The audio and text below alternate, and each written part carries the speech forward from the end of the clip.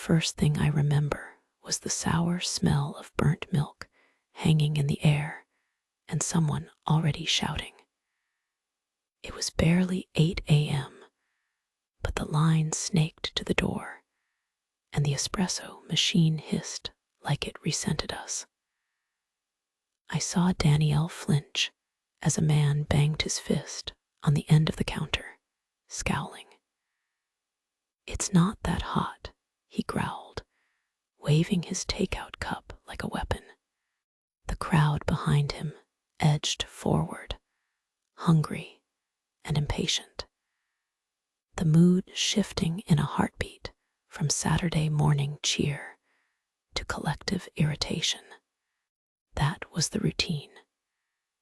Every weekend, the cafe's hazy warmth filled with stress and low-grade panic. I learned fast how easily someone's day could be ruined by the wrong lid or too little foam. I tried flashing my friendliest smile, but it always felt thin when someone spat. "Does nobody here know how to make coffee?" James, manning the register, caught my eye and grinned because he knew I had already swallowed my pride twice this morning alone. He was the owner's son, laid back, more the type to toss sugar packets than enforce rules. But even he started to tense up as angry voices echoed. "You just do your best," he mouthed like it mattered. Behind him, Danielle was carefully steaming milk, eyes down, hoping the next drink wouldn't spark another argument. Most people just looked frazzled, parents juggling toddlers, retirees fussing over pastries. But it only took one determined jerk to sour the whole shift. Sometimes I wondered if they practiced complaints before stepping in. One guy berated me so calmly about a misspelled name that it felt rehearsed, like he'd saved up the insult for a day when the coffee shop was packed for maximum humiliation. I glanced at the schedule on my phone, counting the hours left. One customer scowled at me as I handed over her latte, muttering "worthless" under her breath. Danielle caught it and gave me a sympathetic side-eye. Silent understanding was our currency. What wore us down wasn't just the words, but the way time stretched out, every rude exchange weighing more as the morning dragged on. Even my favorite songs on the overhead speakers became a countdown to the next blow-up. Between orders, James and I would swap dark jokes. What if we had a button to eject jerks straight into the street? What if, just once, they got what they deserved? Fatigue made those thoughts less funny over time. By 10, I was already tired of swallowing anger. I wondered, not for the first time, how much longer I could keep shrugging it off without snapping. That's when James leaned across the counter and murmured, almost conspiratorially, "You ever wish something would actually teach them a lesson?"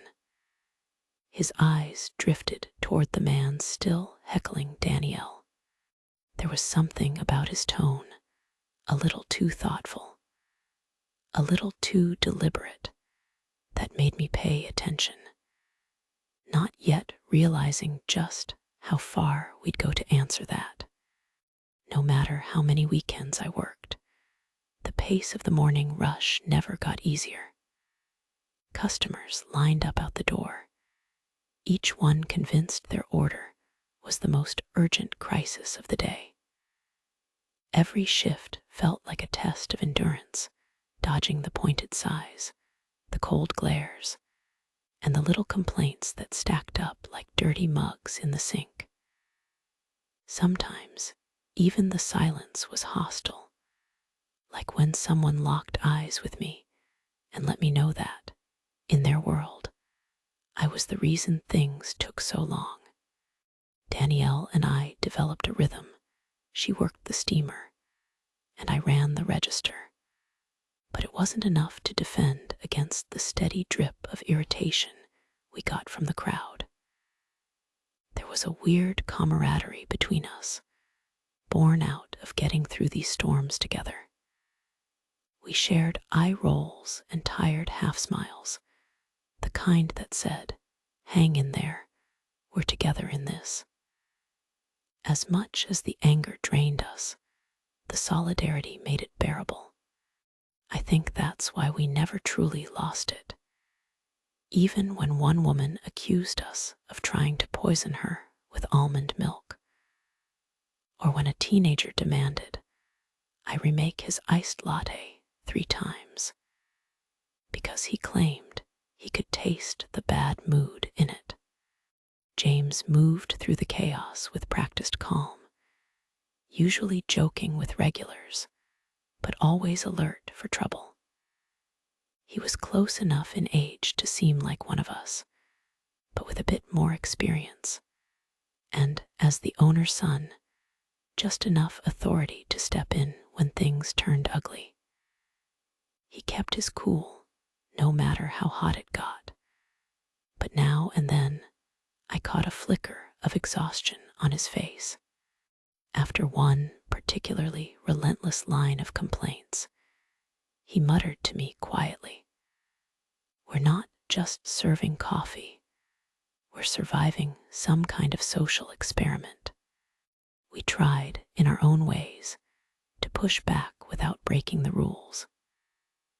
Sometimes that meant slipping each other cookies when nobody was looking. Sometimes just swapping horror stories about past shifts. When the guests got especially creative with their nastiness, refusing to pay, threatening to leave bad reviews, accusing us of disrespect, James would suggest sarcastic solutions. Maybe Danielle should dress up as a clown, or I should just cry at the counter until someone felt sorry for us. How far could a joke go before it stopped being a joke, though? We all wanted some way to reclaim a little power, to make these people face the mess they made. More often than not, we just went home and tried to let it roll off. But by the end of that morning, when the rush showed no sign of slowing, and the air felt heavy with everyone else's impatience, James leaned in and whispered, "What if we actually turned the tables, just once?" It was hard to tell if he was serious, but the idea left a pulse of adrenaline humming under my exhaustion. I couldn't stop wondering what that would even look like until the universe handed us a chance. Started as a joke, one of those desperate, half-whispered things you say to keep your sanity when customers turn mean. I was scrubbing caramel syrup off the counter after another lecture about incompetent teenagers when James nudged me with his elbow and said, "What if, next time someone unloads on you, I just fired you on the spot? Sorry for your terrible service, ma'am. You're right, he's out of here." He gave it a dramatic, mock-serious voice that made Danielle smother a laugh from across the bar. I played along, pantomiming a devastated face. "Please, James, don't fire me. I have nowhere else to go." The 3 of us dissolved into tired giggles, the absurdity washing away the sting of earlier arguments. It felt good, even if it was just a silly fantasy, to imagine turning the script on the people who made this job so exhausting. But as the morning wore on and the complaints grew sharper, something shifted. We kept circling back to the idea, turning it over like a gleaming stone. Each rude customer seemed to fuel our secret rebellion. Danielle imagined the headlines: barista ruined, customer gets free muffin, and James ran through increasingly elaborate versions. In one, he provided commentary for the audience. In another, he handed me a tiny pink slip. I started noticing how quickly a customer's fury faded once we became openly upset or apologized too much. Shame had a flavor, and some people hated the taste. You know, James mused, serious now. What if it wasn't just a joke? What if actually seeing the consequences in real time freaked them out for once?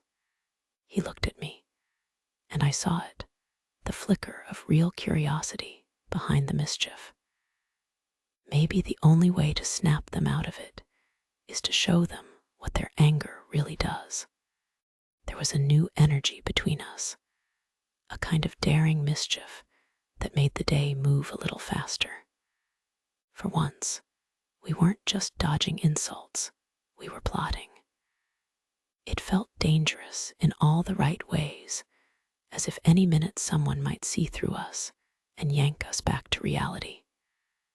Still, the idea lingered all shift, humming under every miserable order. Would it actually work?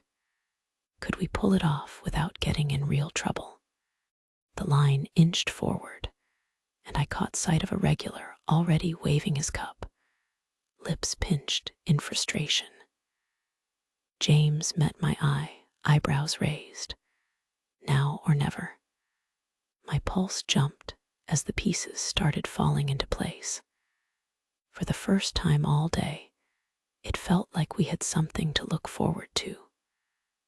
I don't know who smiled first, but in that moment, I was ready for anything, even if it meant taking a risk I couldn't take back. It happened faster than I expected. 1 minute, I was topping off a cappuccino, and the next, a voice slashed through the noise. "This is stone cold. Are you kidding me?" I waited 10 minutes for this. The words hit like ice water. The man at the counter stared down at me, his face twisted up, voice carrying above the chatter of the morning rush. His suit jacket was barely on, shoulders hunched, cheeks red from either the coffee or the confrontation. I knew his type, the kind who assumed the world would rearrange itself for him. I tried to keep my voice even. "I'm sorry about the wait, sir. I can remake it." But he cut me off, waving the cup for emphasis, coffee sloshing dangerously close to the lid. "No, this is the problem with this place. No one around here takes their job seriously. It's not complicated. You just pour coffee and you still can't get it right." People in line started shifting, glancing between us, hunger replaced with fascination. A hollow ache crept up my ribs. For a second, I wanted to shrink behind the espresso machine, but that invisible thread between me and James was suddenly taut. He caught my eye from the register, one deliberate nod. I understood. James approached, every bit the serious manager now. "Excuse me, sir. Is something wrong with your coffee?" The customer jabbed the cup toward him, words tumbling out, voice even louder. "Your staff doesn't care about the basics. If this is how you run things, I'm not coming back." James listened, face grave, posture perfect, until the man ran out of steam. "I appreciate your feedback," James said, his tone suddenly colder. He turned slowly to me, voice projecting for the whole room. "I'm sorry, but this isn't acceptable. We can't have someone here who can't meet customer expectations." My heart started pounding, dry and real. James didn't blink. "Go ahead and take off your apron. We'll have to let you go." All the oxygen in the shop seemed to vanish. Danielle's hands froze mid-mug. For my part, I pushed every bit of drama I had into my voice, letting my face go slack and small. "Please, James, it was just a mistake. I can do better." My voice cracked, for real this time, under the pressure of the eyes on me. "Please, I need this job." The customer's face blanched. His eyes darted from my shaking hands to James, then to the silent crowd behind him. Suddenly, his bravado shrank. "Wait, no, that's not, I didn't mean." His words tripped over themselves, eyes pleading for a way out. "Look, don't fire him over this. It was just a coffee. It wasn't that serious." James kept up the act. "We have standards, sir. Our customers deserve the best. If you say his service isn't good enough, I have to do something about it." He looked back at me. "Please collect your things." A hush fell over the shop, heavier than before. The man's anger evaporated into panic as he stammered, "Please, really, I'm sorry. I shouldn't have yelled." He fumbled in his pockets for cash, pushed a tip into the jar. "Just don't fire him. It was my fault. I overreacted." Behind the counter, my hands shook, part nerves and part adrenaline. Everything I'd held back all morning threatened to spill out, except now. The dynamic had shifted, and everyone, even the bystanders, was absorbing the lesson without a word. If I'd wondered whether this prank would make a point, the answer was right there in the crowd's stunned silence. James's eyes met mine, a glimmer of something electric passing between us. The air buzzed with what we'd just gotten away with, and what might happen if we pushed it even further. The transformation was almost comical if it hadn't been so intense. The man who'd barked at me just seconds before now wilted, panic flickering across his expression as he begged for me to keep my job. I watched in silence as the reality of what he'd done landed, a stranger's outrage spiraling into an outcome he'd never wanted. It was like someone had flipped a switch inside him. Anger evaporated, leaving only embarrassment and a desperate wish to undo his own nastiness. He tried to meet my eyes, but there was nothing left of his earlier self-importance. Just regret, raw and unmistakable. He stammered, "Look, I'm sorry, I really am. I was stressed, and I just snapped. Please, don't fire him. He didn't do anything wrong." His hands fumbled with the cup, shoulders hunched as if trying to make himself smaller in front of everyone. For a moment, I felt a strange surge of pity. This was a side of customer meltdowns I'd never seen. Usually, their anger burned out and left bitterness behind. Now, guilt was all that filled the space. James stayed committed to the bit, his face a mask of duty. "I'm sorry, sir, but I have to follow through. Our standards matter," he said, each word deliberate, echoing the lecture I had heard customers like this man give 100 times. Danielle barely breathed behind the counter, her eyes jumping between us in disbelief.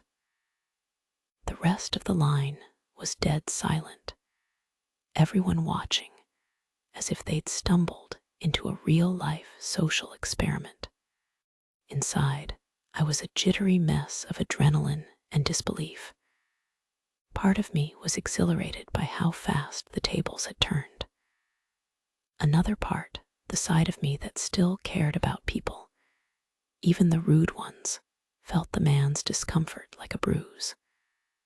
I clutched my apron, voice trembling just enough to keep the scene believable. "I'm sorry. I won't let it happen again," I managed. The man shook his head frantically. "No, please. It's my fault. He shouldn't get fired. I'll tell your boss, anyone. Just don't do this." It was a strange vindication, watching empathy flood where seconds ago there'd only been ire. For once, I saw the cost of entitlement actually paid in real time. When James finally relented, saying I could finish my shift out of consideration for the customer's kindness, the man looked relieved enough to collapse. He pushed a 20 into the tip jar. I watched him avoid every eye in the shop as he shuffled out, quiet now, the spectacle complete. Danielle's wide-eyed stare mirrored what I was feeling, a weird combination of triumph and dread. My mind raced with possibilities. If we could flip rage to regret this easily, what would happen if we kept going? And just how far was too far? After the man hurried out, the mood in the coffee shop hung in a strange, heavy hush. For a few seconds, no one moved, and even the blender's wine felt muted. James gave me the tiniest nod, and Danielle's eyes sparkled with something halfway between relief and disbelief. Slowly, the line shuffled forward, customers suddenly too polite, cautious with their words, and quick to say thank you. It was like flipping a breaker. One outrageous act had short-circuited their usual impatience. At first, I felt only the raw rush of victory.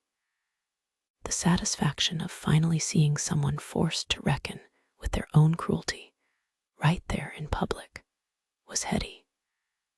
But as the adrenaline faded, an uneasy drip of doubt crept in.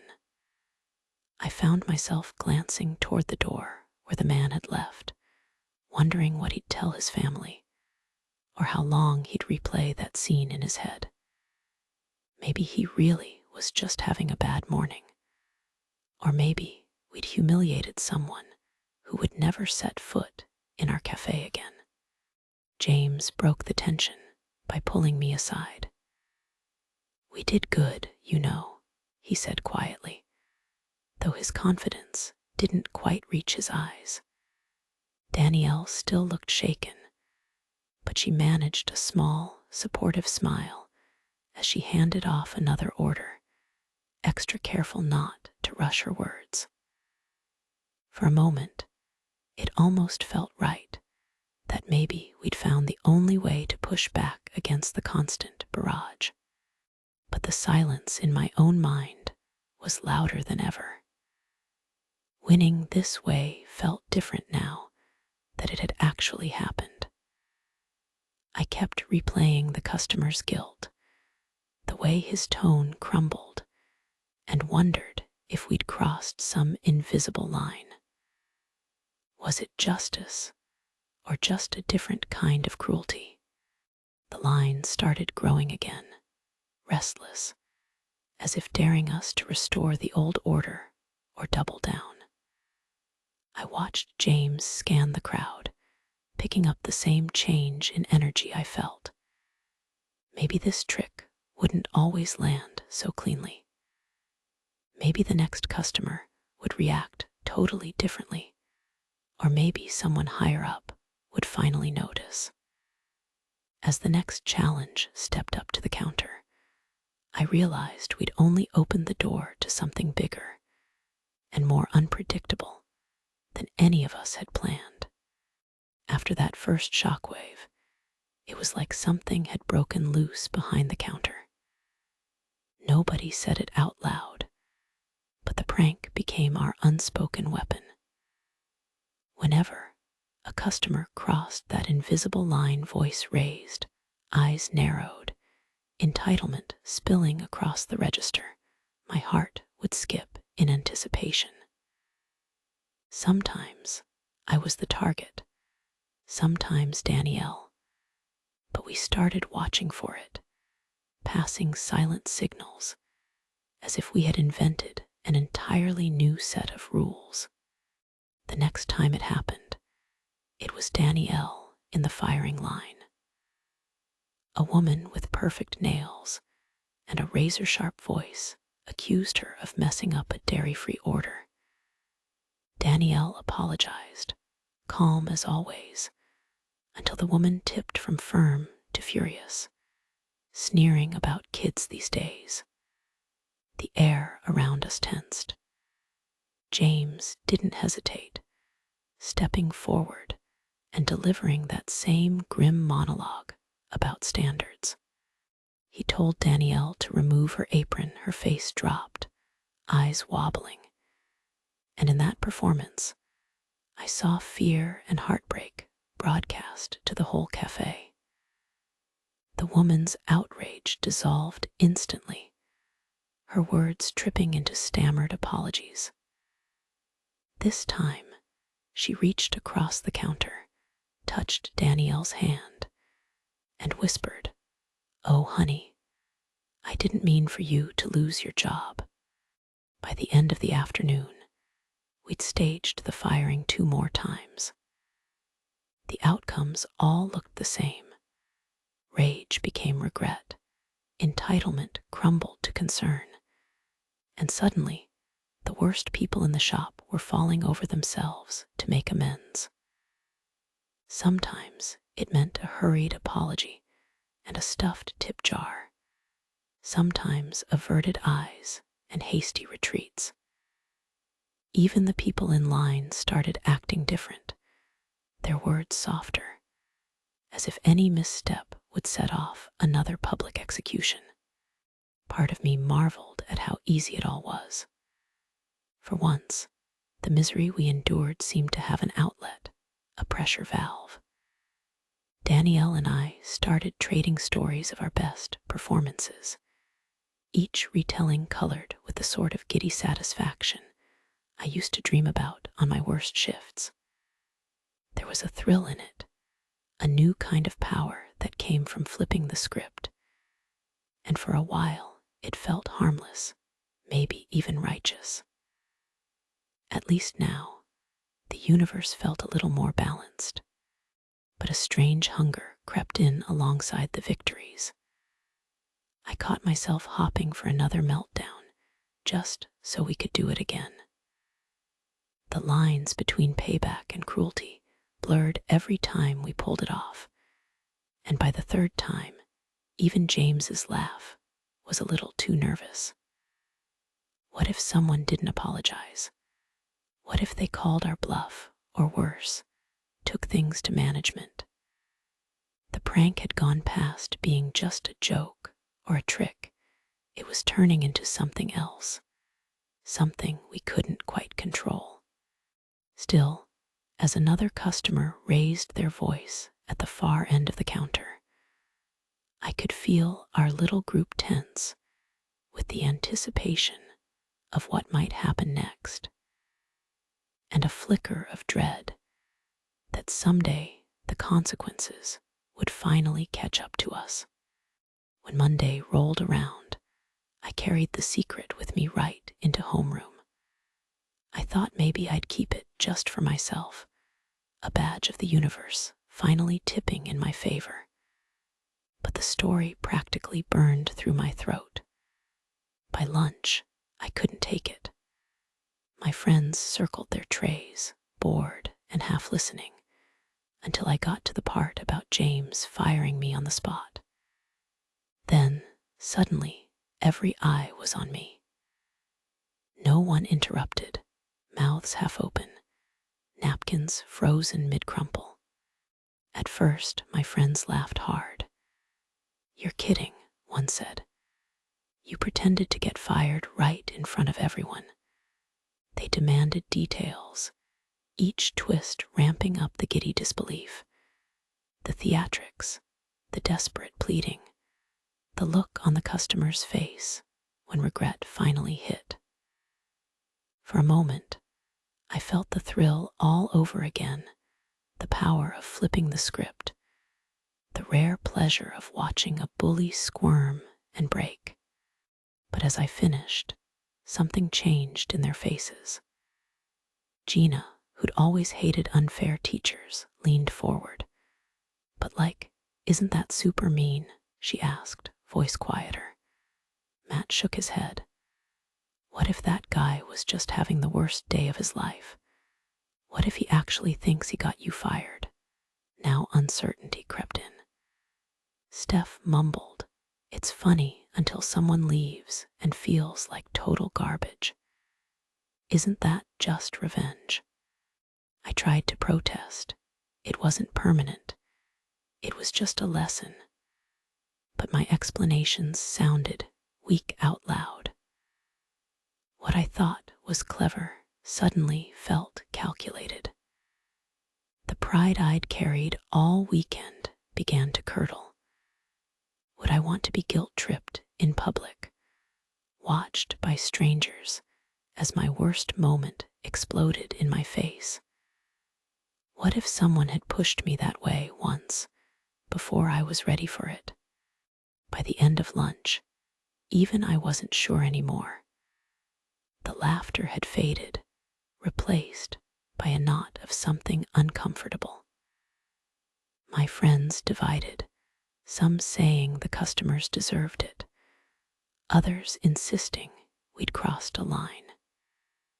There was no simple answer, just a swirl of shifting judgments that followed me all afternoon. That night, the shop felt different. Every time a customer raised their voice or rolled their eyes, I wondered, were we teaching empathy or just making a spectacle for our own satisfaction? And if things ever went wrong, would any lesson be worth the fallout that might come next? That night, the shop's usual buzz felt distant, like I was wading through water while watching my own hands fill orders.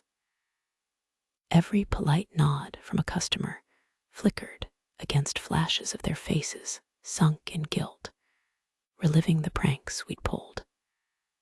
My mind spun in circles. Had we brought a little justice to people who needed a lesson? Or had we turned humiliation into a game, forgetting that the person on the other side of the counter was just as breakable as us? The more I replayed my friends' questions, the harder it became to brush them off. What if the customer who'd been so panicked about getting me fired went home and lost sleep, convinced he'd destroyed someone's future? Or what if the woman Danielle tricked into apologizing already spent her days weighed down by regret, and our act just pushed her deeper? I wanted to believe everybody deserved a dose of empathy, even if it was delivered by force. But there was something sticky about manufacturing guilt, a power that didn't feel so innocent when I pictured it boomeranging back at me. I started looking for signs in each customer who crossed the line, wondering which ones had simply snapped, dragged down by some stress we would never know about. That uncertainty had always existed, but playing with their emotions made it suddenly feel dangerous. The thrill of watching their anger dissolve into sheepish apologies used to fill me with pride. Now, it just made my skin crawl.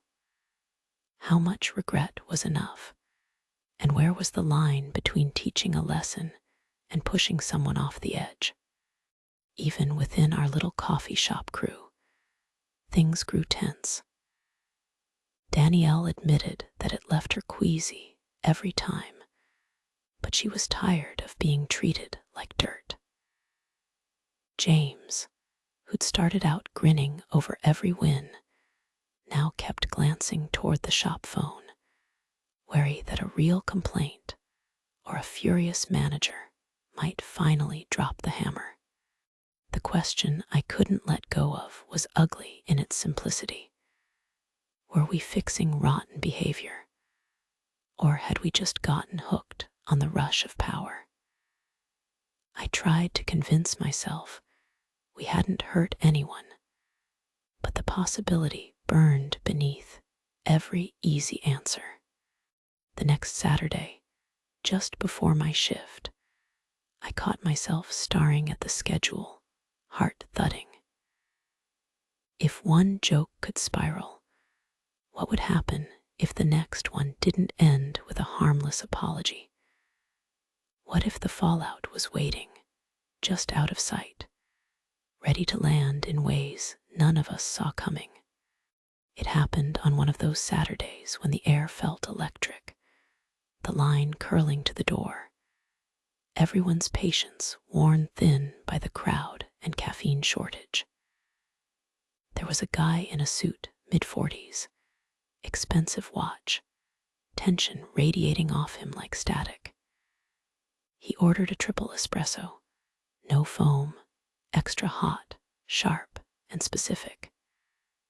Danielle made it, slid the cup across, and barely had time to wish him a good morning before he took a sip, winced, and slammed the cup on the counter. Is it so hard to get one thing right? He was loud, not just angry, but ready for battle, eyes scanning us for weakness.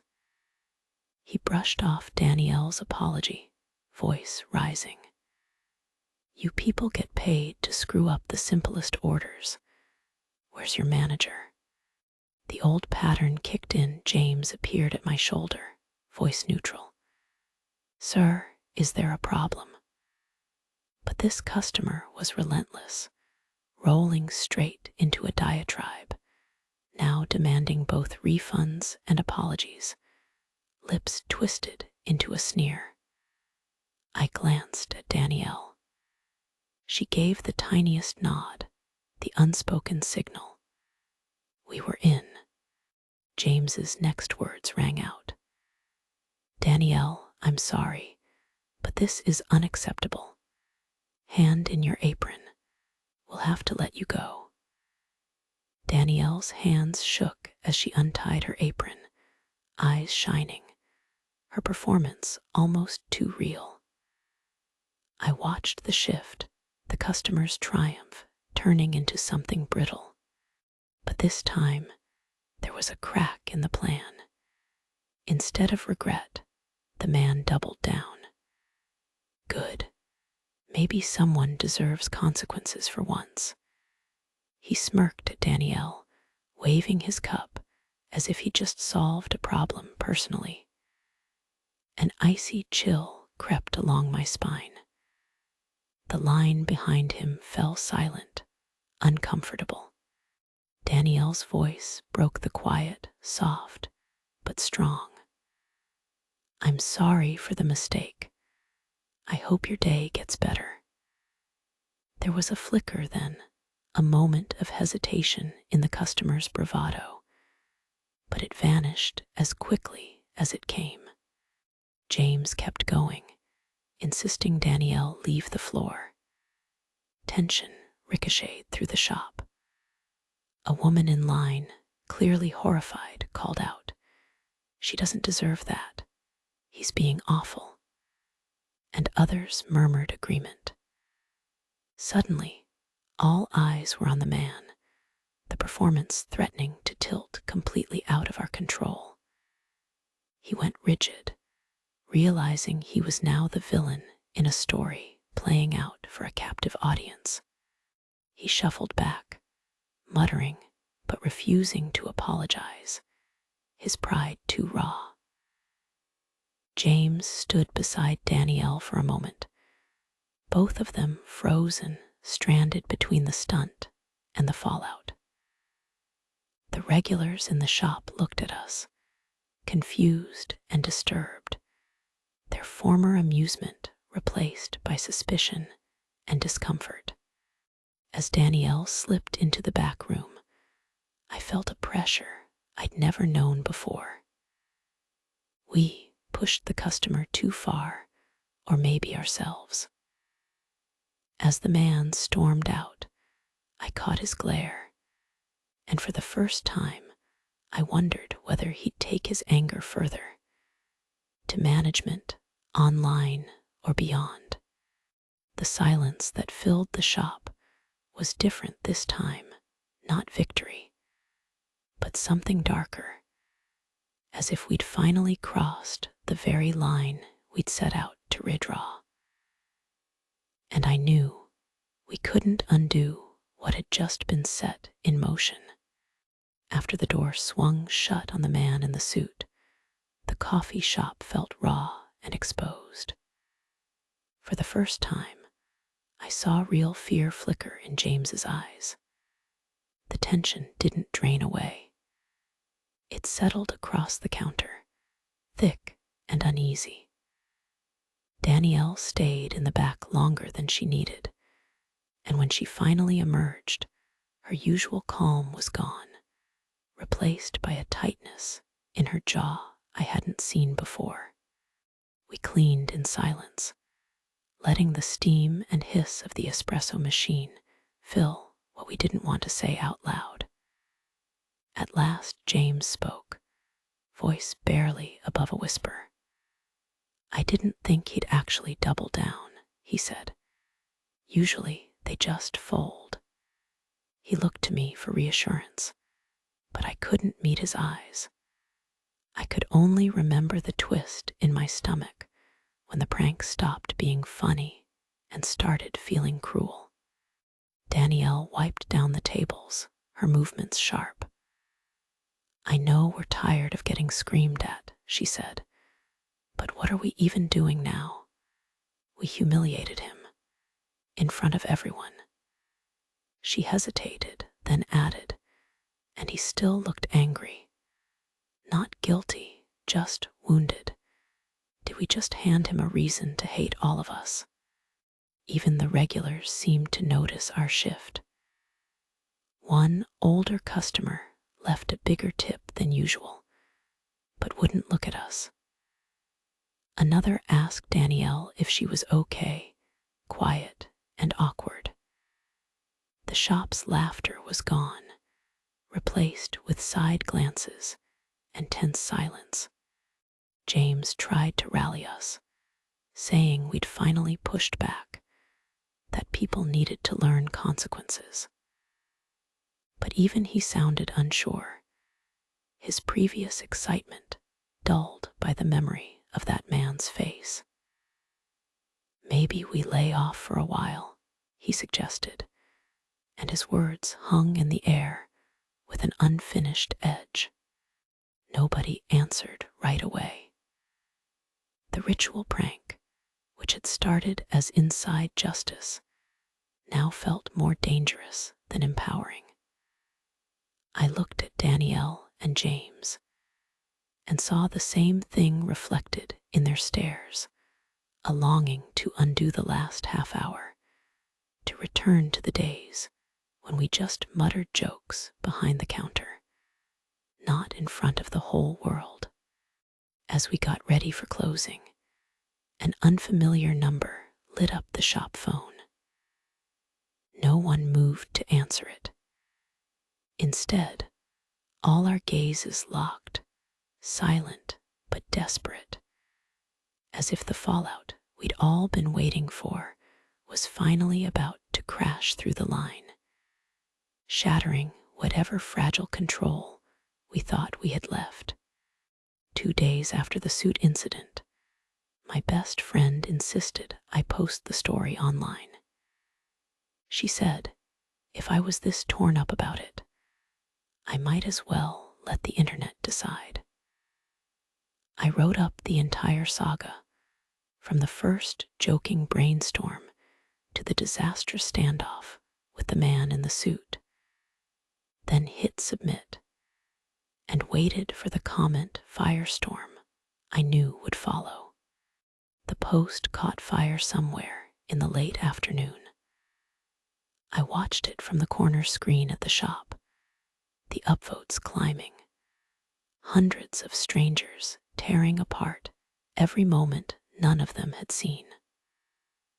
On break, I scrolled the expanding thread, dizzy at how 6 main camps of commenters sharpened their opinions and went to war with each other. The first camp was all in. Vigilante justice, served hot and foamy.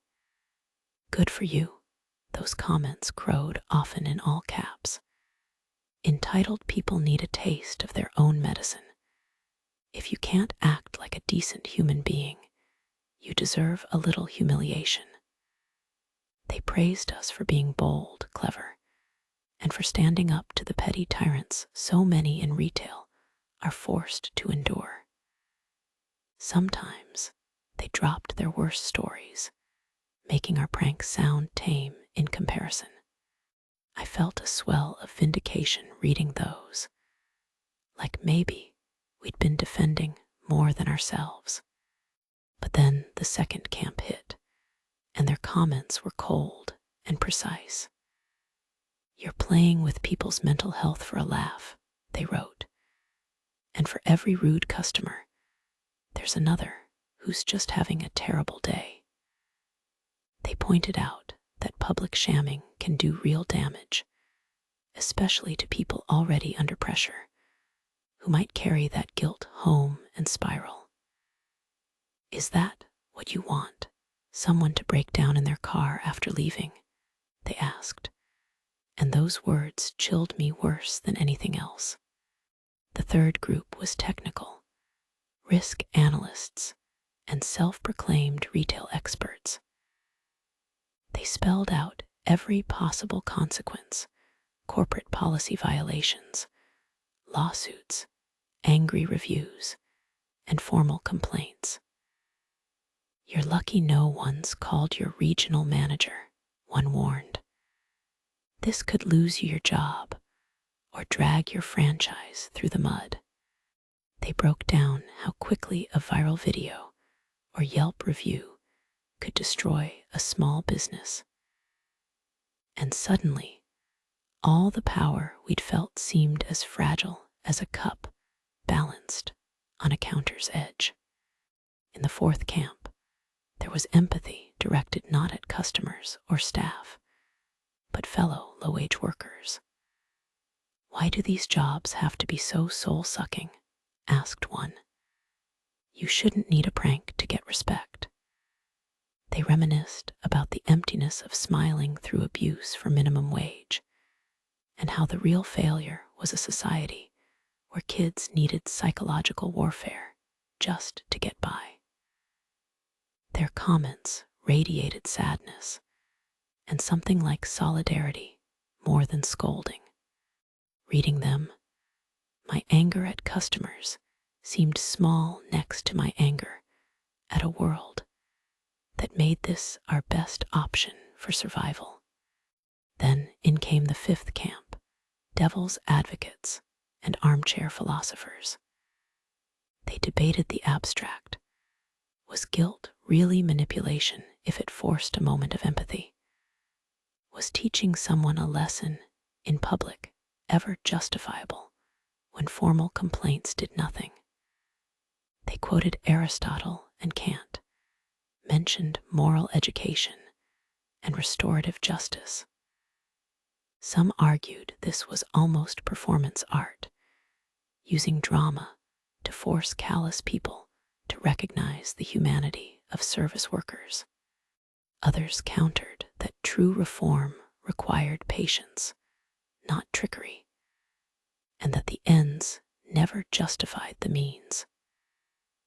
Each time I thought I saw their point, someone else poked a hole in it, and I realized how much I'd oversimplified the question in my own mind.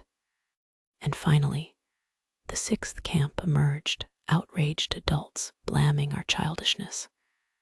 They called us sociopaths, snowflakes, spoiled brats. No wonder nobody wants to hire teenagers, one ranted. You think life's a game until someone ends up hurt. Their comments were venomous, projecting all the world's decline onto us and our prank. And I could almost see their faces in the angriest customers I served each weekend. For a while, I wanted to shout back in defense, but I stopped, exhausted, realizing that kind of hostility was exactly what had started this in the first place. By the time my shift ended, I'd read 1,000 opinions and felt less sure of everything. Each camp claimed the moral high ground, turning my story into a stage for their own philosophies, battles, and confessions. Some swore we were heroes, some insisted we were monsters, and a handful suggested the truth lay somewhere in the uncomfortable space between. One thing was certain: whatever had happened in our little shop, it wasn't just ours anymore. The story belonged to the crowd now, to be shredded or applauded, weaponized or dissected at a stranger's leisure. I walked home feeling exposed, as if every passerby could see both what I'd done and who it had made me. But the commenters didn't see what lingered behind the counter after a rush: the drawn faces of the staff, the tension hanging in the air even when the prank was over. They didn't hear the uncertainty in our voices as we clocked out, or the uneasy truce we all kept, wondering if tomorrow would bring an apology, a resignation, or the boss himself, phone in hand, demanding answers none of us had rehearsed. Ever since the story exploded online, our little coffee shop has felt like a stage where I'm only half in control of my own lines. Each shift, I catch myself scanning customers' faces, wondering if they recognize me, if word has quietly spread beyond the comment threads. Even silence carries a new weight. Sometimes I sense a flicker of sympathy from someone in line. Just as often I feel the heat of judgment, imagined or not. It presses in every time I reach for a cup. Routine has returned. We swipe cards, steam milk, scribble names. But underneath, everything feels different. I keep replaying the moments, the trembling apologies, the bursts of laughter right after the prank, then the heavy quiet after the man in the suit stormed out. It's all tangled together, impossible to separate the justice from the cruelty, the thrill from the guilt. James avoids the topic now, keeping conversations surface level, like any mention of what happened is a risk we're not brave enough to take. Danielle seems more tired, sometimes catching my eye across the counter with a look that says she's as unsettled as I am. We haven't pranked anyone since, and maybe we never will. The lesson is muddled, complicated, and I'm not sure which version of myself I was hopping to defend: victim, trickster, or something in between. If I'm honest, part of me still craves the satisfaction that came with watching a bully squirm. There was power in it, real, sharp, and rare for people on our side of the counter. But every time I remember the possibility of harm and the faces of my friends as the prank began to spiral, that power feels more like a weapon I'm suddenly afraid to hold. So I come back again and again, to the same dizzying questions that burn through every online debate about what we did. Is it enough to be righted, even if it means getting dirty? Can teaching empathy ever justify inflicting pain? Or is the real lesson that justice, true justice, is messier than any of us want to believe? I'm still here, making lattes for strangers, still hopping for one easy answer, but knowing there probably isn't one. If it were up to you, if you had to make the call, on the spot, in the middle of a crowded cafe, would you do it? Would you pull the prank? Would you let it play out? Or would you, finally, just give them their coffee and hope for the best?